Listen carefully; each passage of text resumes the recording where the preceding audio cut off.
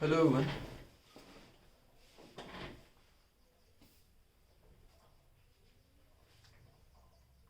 आज हम class start करने वाले एक नए चैप्टर से, work energy and power. Work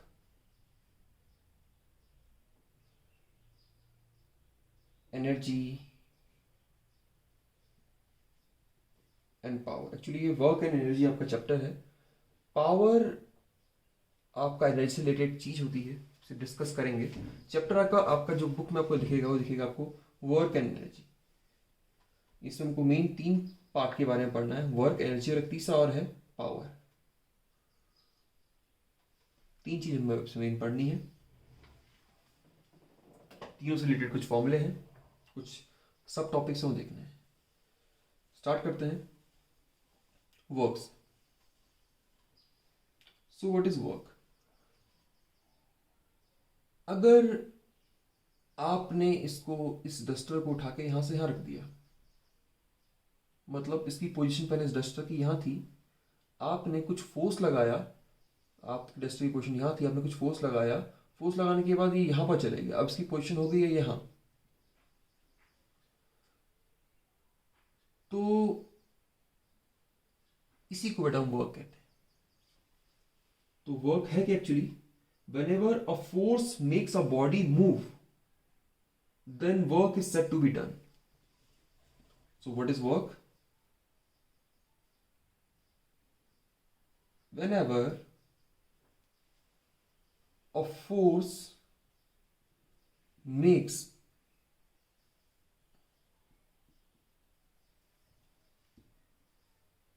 a body move,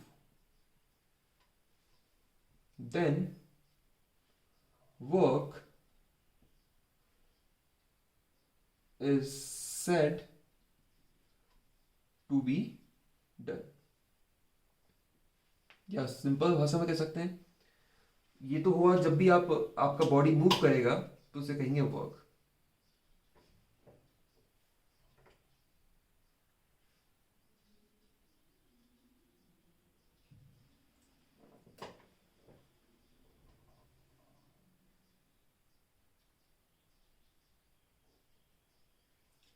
तो ये है बेटा आपका वर्क।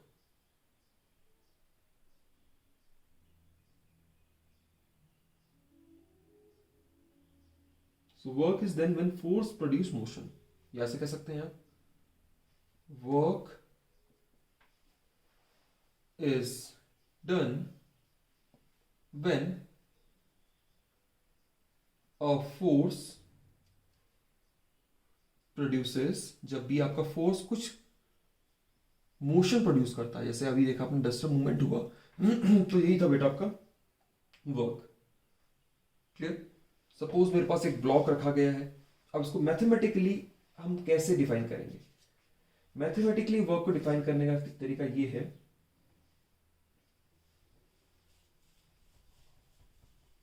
सपोज आपके पास एक ब्लॉक था,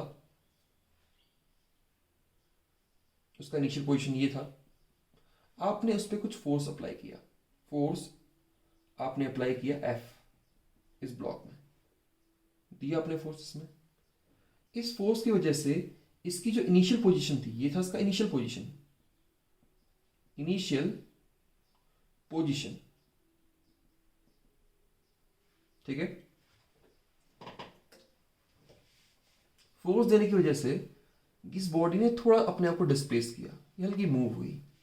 लेट इसका जो फाइनल पोजीशन है वो यहां पर है, ये ब्लॉक आपका मूव होके यहां पर आ गया है। ये इसका अभी ये इसका इनिशियल पोजीशन था, यहां से सेंटर से लेंगे, इसका फाइनल पोजीशन हमेशा हम सेंटर से लेंगे, यहां से लिया हमने, ये इसका फाइनल पोजीशन था।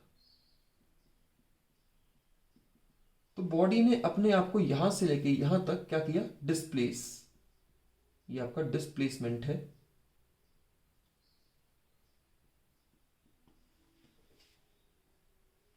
तो वर्क मैथमेटिकली कैसे डिफाइन करेंगे? कितना आपने फोर्स लगाया मल्टीप्लाई बाय कितना उस बॉडी में डिस्प्लेसमेंट हुआ। Clear? So when What is work? Work in moving a body is equals to the product of force applied on the body and the displacement moved by the body in the direction of force. Clear? जिस direction में आपने force लगाया उसी direction में आपका displacement हुआ. Displacement यही कहीं लेंगे. ठीक है, डिस्प्लेसमेंट कितना हुआ हम क्या करेंगे, फाइनल पोजीशन नोट कर लेंगे. मान लीजिए 70 थी, इनिशियल पोजीशन 30 थी, तो 70 माइनस इनिशियल पोजीशन. मान लीजिए स्केल आपने रखना है, यहाँ से स्केल रखा, यहाँ से आपने स्केल रखा, आपने नोट कर लिया कितना डिस्प्लेस हुआ. पर डिस्प्लेसमेंट एक वेक्टर क्वांटिटी है. डिस्प्लेसमेंट एक वेक्टर क्वांटिटी है, तो इसका जो मैग्नीट्यूड है मान लीजिए स्केल से आ जाएगा और direction in the direction of force. चलिए, तो सिंपल मैथमेटिक्स ये बोलता है force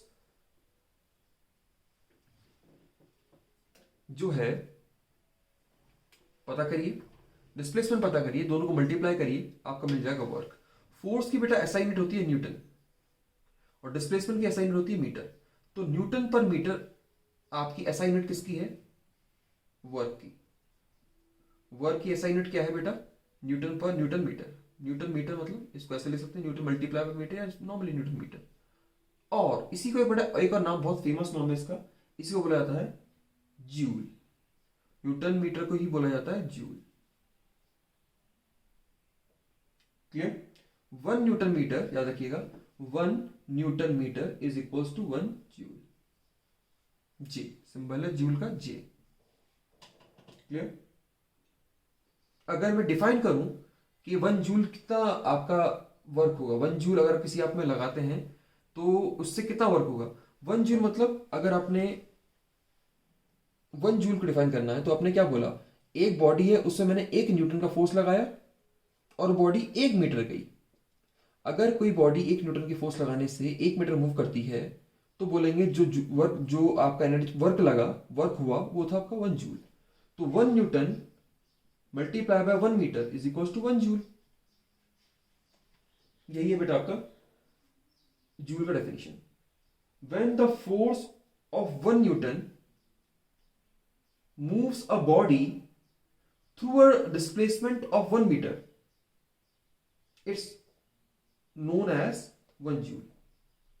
Then the work is known as 1 joule. Clear?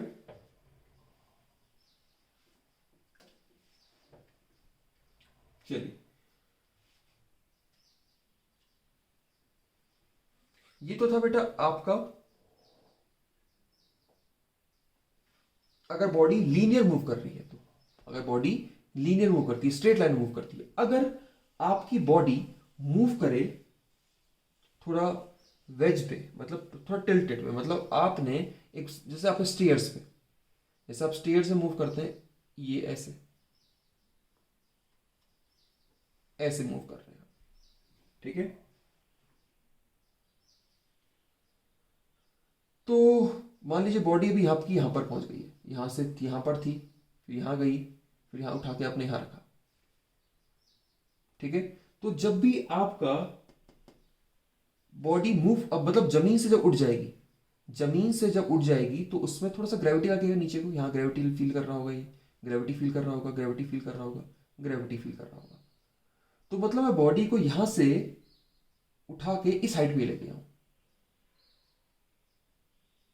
Body को मैं उठा के यहां से साइड पे ले गया हूं, मतलब बॉडी ने डिस्प्लेसमेंट, एक्चुअली डिस्टेंस मूव तो उसने इतना किया यहां से ऐसे, पर डिस्प्लेसमेंट अगर मैं बात करूं, डिस्प्लेसमेंट मतलब होता है distance between final and initial position. Final position ये थी, ये फाइनल, और ये इसकी इनिशियल. तो इनिशियल और फाइनल के बीच में जो दूरी है, मान लीजिए वो हाइट है, जो भी है h मान लिया मैंने, मतलब हाइट ही काउंट होगा यहां पर डिस्प्लेसमेंट. और जो फोर्स है, मुझे वर्क पता करना है, तो वर्क होता है बेटा आपका फोर्स मल्टीप्लाई बाय डिस्प्लेसमेंट. देखिए बड़ा अच्छा एक दिलचस्प फॉर्मूला निकलता है इससे. तो बेटा इसमें हमने डिस्प्लेसमेंट तो फाइंड कर लिया, कितना है h. अब रही बात फोर्स की. अब जब बॉडी हवा में होगी, जब बॉडी थोड़ा जमीन से उठी होगी, तो उसमें जो फोर्स है वो कौन लगाएगा? ग्रेविटी लगाएगा, ना कि हम। हमने तो उठा के रख दिया उसको यहाँ पर, अब यहाँ पर पहुंच गया है वो, तो उसको इस पे कितना फोर्स लग रहा है इस हाइट पे, वो होगा बेटा आपका जितना इसका वेट होगा। क्योंकि वेट क्या बोलता है? वेट बोलता है कि force exerted toward the surface, कितना फोर्स लग रहा है इस सरफेस पे। यहां फोर्स अलग होगा, यहां फोर्स अलग होगा, यहां फोर्स अलग होगा। क्या अलग होगा? सवाल ये है मेरा। नहीं, यहां पर ही फोर्स नहीं होगा, क्योंकि बॉडी का मास वही है। यहां पर फोर्स बोले तो यहां पर वेट, सिंपल सी बात है। अब मान लीजिए मैं एक वेइंग मशीन यहां पर रख दूं, इसके ऊपर यहां पर वेइंग करूं, तो किसका वेट लगाएगा? यहाँ वेट लगाएगा, वेट लगाएगा? नहीं, हर जगह वेट सम आएगा। और वेट होता क्या है? आपको ग्रेविटी चैप्टर में बता दिया है। वेट होता है बेटा कितना मास है और कितना उसका जी है, तो इसका फोर्स जो है वो है एम इंटू जी। तो अगर बॉडी किसी हाइट में हो, जैसे बोले work done against, work done against gravity,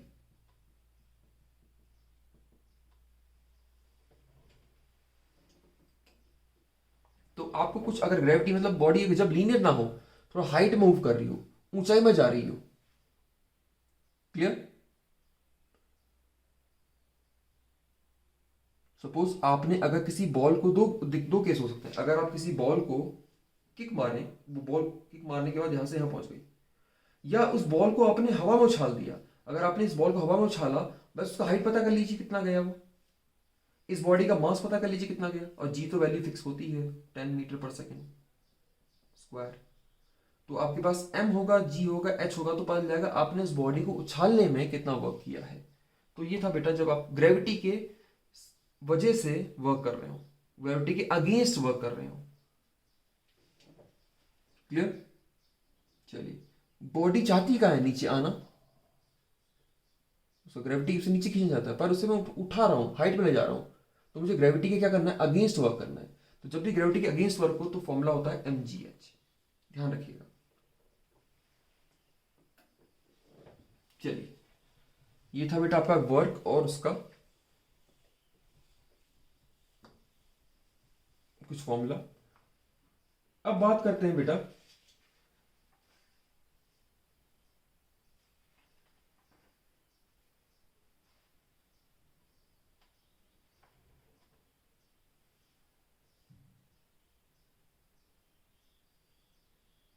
अब बात करते हैं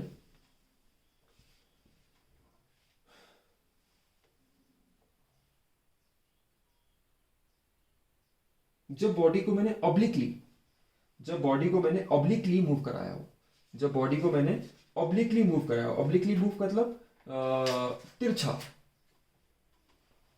तो work done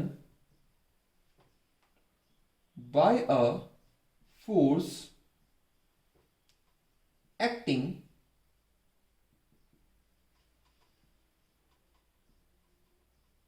obliquely, Q U E L Y, clear? मतलब obliquely मतलब किसी एंगल पे,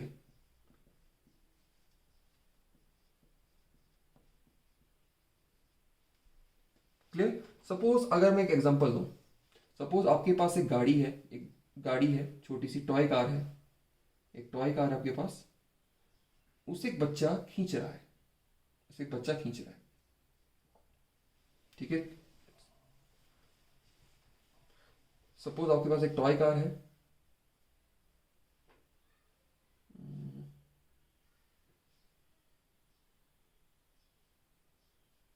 ऐसे एक टॉय कार है आपके पास, ऐसे उसे एक बच्चा खींच रहा है, उसे ले खींच के भाग रहा है, ठीक है? ये रहा आपका बच्चा, वो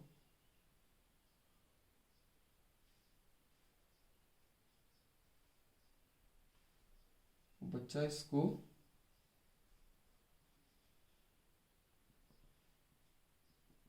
खींच के भाग रहा है। तो इस बार बच्चा इस रस्सी को खींच रहा है, एक रोप है, फोर्स यहाँ लग रहा है, फोर्स यहाँ लग रहा है, और बॉडी जो है आपकी यहां से मान लीजिए मूव करके आपकी गाड़ी यहां पर आ गई है, मतलब आपका डिस्प्लेसमेंट यहां को है। ठीक है, तो आपने देखा इस बार फोर्स ऐसे है और डिस्प्लेसमेंट ऐसे है। क्लियर? इससे पहले वाले केस में आपने देखा था, जिसमें हमने अगेंस्ट का देखा था, कि बॉडी का जो डिस्प्लेसमेंट हो रहा है वो ऐसे हो रहा है और फोर्स ऐसे लग रहा था नीचे जमीन की तरफ को। सबसे पहले केस में देखा था आपने, जब लीनियर मूव करा था हमने ब्लॉक को, तब उसमें आपका फोर्स भी वही था, डायरेक्शन डिस्प्लेसमेंट भी वही था। देखिए तीनों में फर्क है, देख पा रहे हैं? आपके वैसे नॉर्मली सीबीएसई पूछता है जो सवाल आपके सिलेबस में, ये इस पे ये अगेंस्ट वाला ग्रेविटी की बात करें और इसकी बात करें, ये आपके एग्जाम में नहीं आते हैं, पर आपकी जो अच्छी बुक्स होती हैं, पियर्सन्स की बुक होती हैं, उसमें आपको इस तरह के सवाल मिलते हैं। कोई पढ़ने वाला हो तो उसको कंप्लीट नॉलेज मिलना चाहिए। क्लियर हो गया होगा? तो आपने बॉडी को हाइट पे जब ले गए थे, आप बॉडी को यहां से यहां ले गए, तो डिस्प्लेसमेंट ऐसे हुआ, डिस्प्लेसमेंट ऊपर को हो रहा है और बॉडी की ग्रेविटी की वजह से बॉडी में जो फोर्स लग रहा है नीचे को लग रहा है। तो इस बार इसका जो है इस तरह से है। ठीक है, यहां पर जो एंगल है, यहां पर अलग एंगल है, यहां पर अलग अलग एंगल है। लेट यहां पर जो एंगल है वो है थीटा, थोड़ा सा एंगल बन रहा है, डिस्प्लेसमेंट और फोर्स के बीच में एंगल बन रहा है, लेट थीटा। तो इस केस में क्या होगा? फर्स्ट केस देखा आपने, फर्स्ट केस में देखा था आपका आया था answer force into displacement, second case में आया था आपका mgh। इस केस में क्या होगा? इस केस में क्या होगा, सब कुछ वैसे ही रहेगा, बस एक एंगल और जुड़ जाएगा। इसमें क्या होगा आपका एफ एस कॉस थीटा। ये कॉस थीटा क्या होता है उसके बारे में बताता हूं आपको मैं।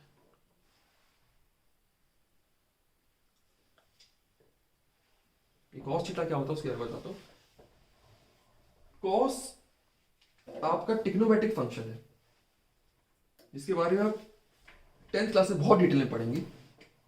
बस आपको मैं कॉस की डिफरेंट डिफरेंट वैल्यूज बता देता हूं, कॉस की डिफरेंट डिफरेंट वैल्यूज बता देता हूं। क्लियर? देखिए, अगर मान लीजिए आपका एंगल, वैसे कॉस होता क्या है?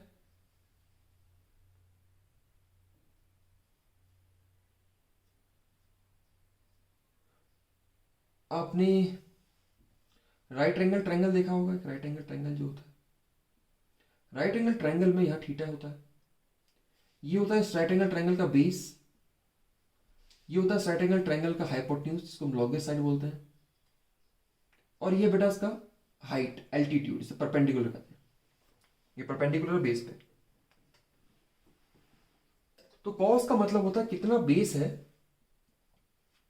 और कितना हाइपोटेन्यूज है। अगर आप इसे डिवाइड कर लेंगे, उसी से निकलता है आपका base, length of base multiply by height is known as cos theta. Clear? तो अब लेकिन आपको जो एग्जाम में वैल्यूज आएंगी वो फिक्स वैल्यूज हैं, वो अब इस वैल्यूज आपको याद रखनी है। अगर आपका टिल्टेड मोशन हो रहा है तो आपका जो नॉर्मली एंगल आएंगे क्या आएंगे? 0 degree, 30 degree, 60 degree and 90 degree. ये तीन आप एंगल याद रख लीजिए, बहुत सिंपल है याद रखना। Cos 0 degree, 30 degree, 60 degree and 90 degree. Cos 90 degree का मतलब होता है बेटा 0। इसको मैं डिटेल में लिख देता हूं यहां पर। कॉस 0 होता है आपका 1 वैल्यू, और कॉस 30 डिग्री होता है बेटा 1/√2। कॉस 60 होता है बेटा आपका √3/2। कॉस 60 डिग्री होता है बेटा आपका 1/2, और कॉस 90 डिग्री होता है 0। ये वैल्यू आपको याद रखनी पड़ेगी। बस कैसे आई, कहां से आई, ये आप 10th क्लास में डिटेल में पढ़ेंगे, लेकिन आपको 9th क्लास बुक्स में मिलता है ये सवाल, इसलिए आपको मैं बता रहा हूँ, एनसीईआरटी की बुक्स में नहीं मिलेगा, ध्यान रखिएगा। चलिए आगे बढ़ते हैं। इस सवाल कैसे आएगा, फॉर एग्जाम्पल सवाल ऐसे आएगा, एक बच्चा है जो एक टॉय कार को 10 न्यूटन फोर्स से खींच रहा है। अ बॉय, ठीक है, running with a toy car and applying, and the angle between rope and the ground, the angle between rope and ground is 60 degree, right? Question देखिए, a boy running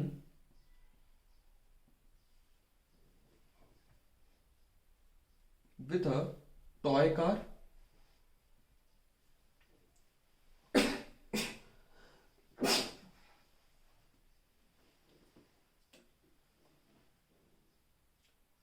the force applied on the rope is let 10 newton, and the angle, a boy running with a toy car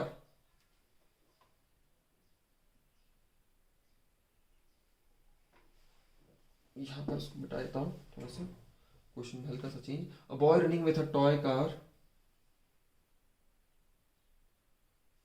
and covered a distance 2 metre. एक boy है toy car के साथ भाग रहा है और उसने 2 मीटर कवर कर लिया डिस्टेंस। द जो फोर्स अप्लाई हो रहा है रस्सी पे वो 10 न्यूटन है, एंड द एंगल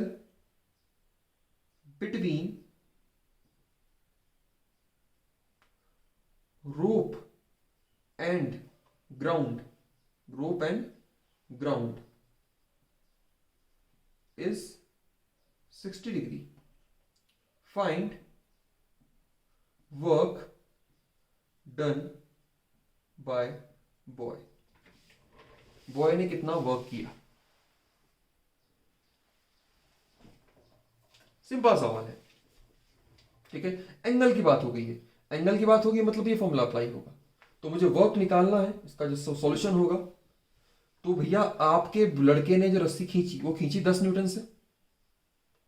आपका जो एंगल बन रहा है बेटा वो कितना बन रहा है 60 डिग्री, और वो कितना भागा 2 मीटर। तो आपके पास फोर्स है, तो आपके पास फोर्स है 10 न्यूटन, डिस्प्लेसमेंट है 2 मीटर, और एंगल कितना है cos 60 डिग्री, और cos 60 डिग्री होता है बेटा हाफ। तो 10 multiply by 2 multiply by half, तो 2 से 2 कैंसिल आउट हुआ, तो आया बेटा आपका 10 जूल। इसका मतलब लड़के ने 10 जूल वर्क किया, 10 जूल वर्क किया, या 10 न्यूटन मीटर वर्क किया, ठीक है।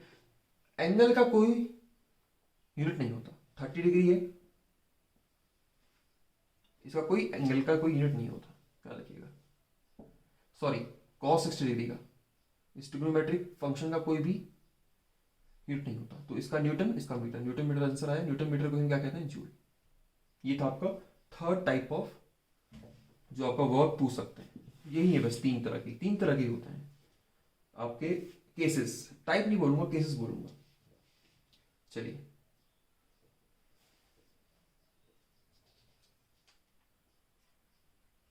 लास्ट,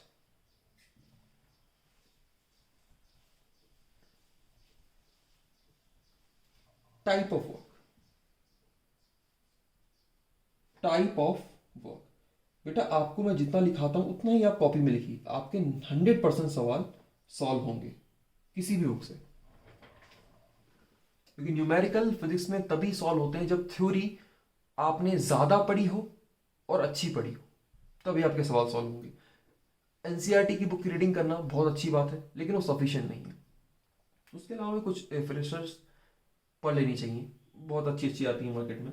प्रदीप की आती हैं, ठीक है, एबीसी वालों की आती हैं, या एस चंद जो बहुत फेमस है, एस चंद हो गया, ABC वाले बनाते हैं, प्रदीप वाले बनाते हैं क्लास 9 की फिजिक्स के लिए। इसके अलावा एक आपकी फाउंडेशन कोर्स करके आती है, फाउंडेशन कोर्स आती है पियर्सन की। इसमें क्वेश्चन बहुत अच्छे क्वालिटी के होते हैं, मतलब आपको किसी को अगर इंजीनियरिंग के लिए प्रिपरेशन करनी है अभी से ही, अच्छे टाइम सवाल करने, तो बेटा इसी की बुक को अभी से आप रेफर करना स्टार्ट कर दीजिए, 9th क्लास के लिए भी 10th क्लास के लिए भी। और मेरी जो फेवरेट बुक है जिसमें थ्योरी भी अच्छी होती है, क्वेश्चन भी अच्छे होते हैं, वो है बेटा आपका भारती भवन की किताब आती है, भारती भवन वालों किताब आती है, भारती भवन वालों की किताब आती है आपकी फंडामेंटल ऑफ साइंस करके, फंडामेंटल इन फिजिक्स करके ऐसी किताब आती है, वो आप पढ़ेंगे। बहुत सबसे इन सब में सबसे चीपेस्ट किताब यही होगी और सबसे बेस्ट किताब यही है। बेस्ट किताब क्यों? बेस्ट किताब इसलिए क्योंकि इसमें क्वेश्चंस के टाइप्स बहुत अच्छे हैं, थ्योरी बहुत अच्छी लिखी रहती है, बहुत कम लिखी रहती है। चलिए नेक्स्ट, टाइप ऑफ वर्क। तो वर्क को मैं यहां पर अलग अलग टाइप पे ब्रेक करूंगा, किसकी हेल्प से? With the help of angle, with the help of angle. अलग अलग एंगल में बेटा अलग अलग वर्क होता है, ध्यान रखिएगा। यहां पर आपका वर्क का जो आप डेफिनेशन अपने दिमाग में लिए बैठे हैं वो थोड़ा चेंज हो जाएगा। हम मान के चलते हैं हमने इस बॉडी को यहां से खिसका दिया, तुमने वर्क कर दिया, ठीक है। यहां पर हम करेंगे बात एंगल की। मान लीजिए इसको मैं 3 तरह से ब्रेक कर सकता हूं, 1 2 3। फर्स्ट पार्ट में अगर मान लीजिए आपका फोर्स जिस डायरेक्शन में है उसी डायरेक्शन में आपका अगर डिस्प्लेसमेंट भी हो रहा है, ठीक है, जिस डायरेक्शन में आपका फोर्स है अगर उसी डायरेक्शन में आपका डिस्प्लेसमेंट भी हो रहा है, डिस्प्लेसमेंट को एस बोल देता हूं, फोर्स को मैं एफ बोलता हूं, ठीक है। तो बेटा एंगल कितना बनेगा? देखिए दोनों मार्कर इस तरफ को है तो इनके बीच में एंगल है कितना? 0। अगर हल्का सा फोर्स यहां होता तो एंगल कुछ बनता, ऐसे होता तो 90 होता, ऐसे होता तो 180 होता। देखिए ये हो गया आपका 0, कोई भी एंगल नहीं बीच में। हल्का सा ऐसे है तो कुछ एंगल आया, फिर थोड़ा सा और आगे गया कुछ एंगल और आया, फिर ऐसे कुछ गया फिर कुछ और एंगल आ गया, ये 180 हो गया आपका कॉम्प्लीमेंट्री एंगल। ये कॉम्प्लीमेंट्री था 90, ये सप्लीमेंट्री है, ठीक है। चलिए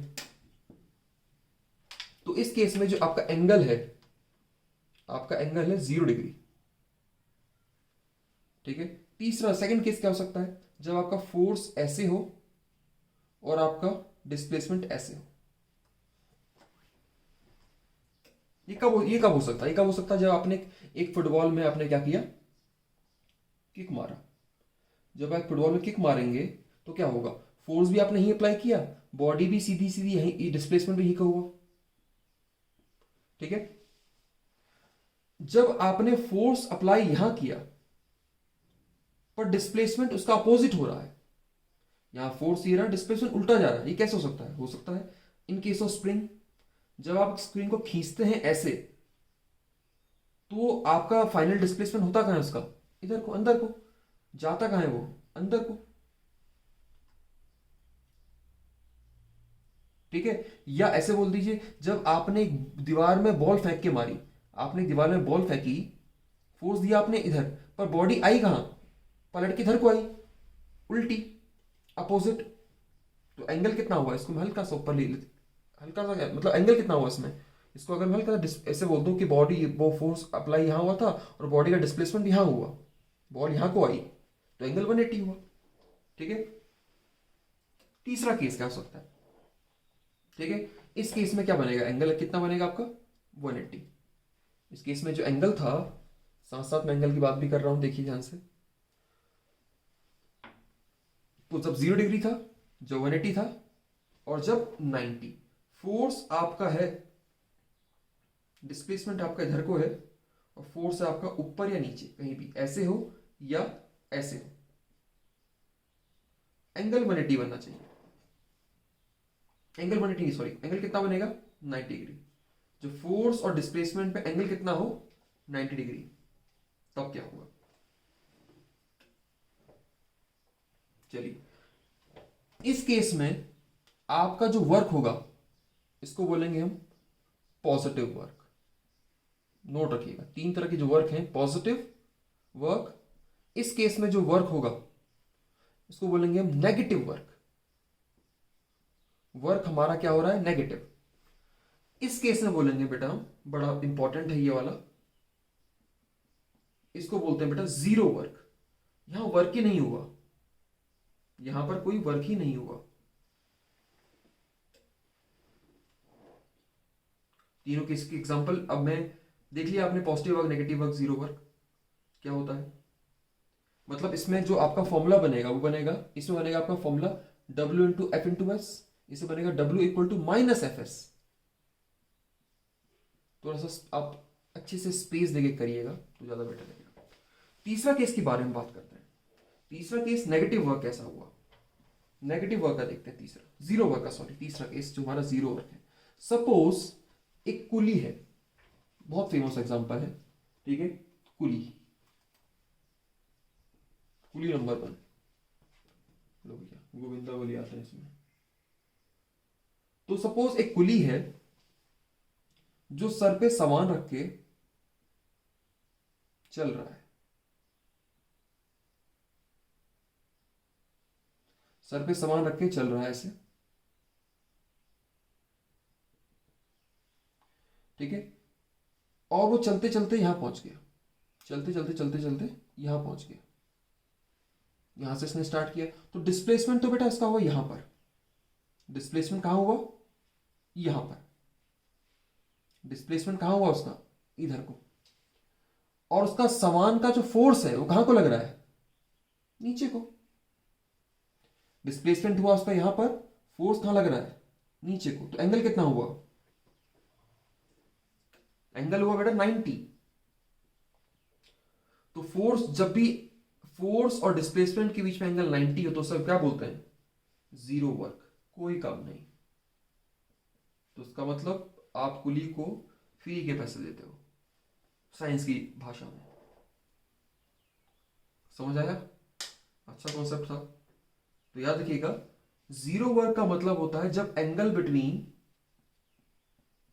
ठीक है, साइंस सामान उठाना और